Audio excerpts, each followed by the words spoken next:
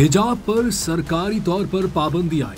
98% मुस्लिम आबादी पर मुश्तमिल मुल्क ताजिकिस्तान में कई बरसों तक गैर एलानिया पाबंदी के बाद अब हिजाब पर सरकारी तौर पर पाबंदी आयद कर दी गई है। इस हवाले से पार्लियामेंट ने बिल भी मंजूर कर लिया है। हिजाब पर पाबंदी की खिलाफ वर्जी पर आम लोगों के साथ साथ कंपनीज और सरकारी और मजहबी शख्सियात पर भी भारी जुर्मानों का ऐलान किया गया है।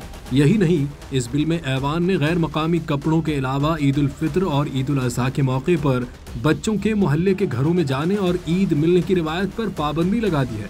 नए कानून के तहत हिजाब या दीगर ममनू मजहबी लिबास पहनने वाले अफराद को तकरीबन $700 तक के जुर्माने का सामना करना पड़ सकता है।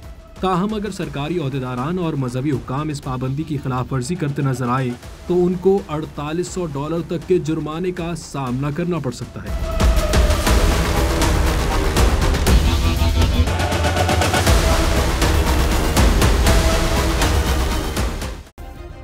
सब्सक्राइब करें और बेल दबाएं ताकि कोई खबर रह न जाए।